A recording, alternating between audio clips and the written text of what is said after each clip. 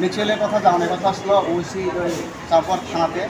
এরপরে সকালে হঠাৎ করে তারা 10টার সময় আয়া আমার বাড়িতে এসে সব বাংচুর বাড়ির কি পুষটা নাই, অথচ আমার বাড়িতে স্ক্র্যাপগুলো আছে রাবার সিট প্রায় 40 থেকে 50 কেজি, এটাও সব লয়ে গেছে গা, বাড়ির কি পুষটা নাই। এরপরে আমার বাইরে দা দিয়ে মারছে।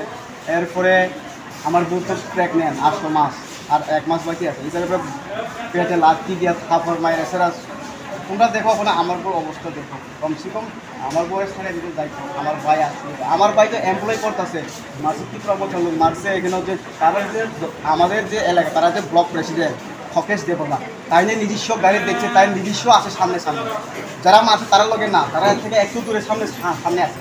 1 নম্বর ভূপেন্দ্র দেববর্মা, এরপরে ডিপার্টমেন্ট দেববর্মা। আমাদের এলাকার লোক কম, তারা আমাদের এলাকার বিপর আমাদের এখন লোক কম, তারা কিন্তু লিডারশিপ লোক আছে থাকে তারা মারছে। এরপরে আছে তারা কী করছে, সারা আশ্রাম বাড়ি থেকে লোক আনছে, সারা আশ্রাম বাড়ির লোক আনিয়ে এইসব আমার বাড়ি তোমরা গিয়ে দেখো কুস্তা নাই।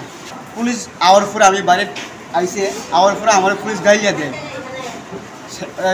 এফআই সামল দেববর্মা, তুমি এত বাড়াবাড়ি কথা কইস কি লাগে, রাজেন্দ্র রিয়াং, তারা আমার উপর বিশ্বাস নাই, তারা আমার উপর তারা গ্রেপ্তার করতে চায়, তারা আমার হুমকি দেয় তুমি এইসব বাড়াবাড়ি খরচ কি লাগে। হ্যাঁ সকাল থেকে রানিং জিত আছে, হ্যাঁ সামনে সামনে এই ঘটনা করছে, এফআই সামল দেববর্মার সামনে এই ঘটনা করতেছে, তাই কিছু রিয়াকশন নাই।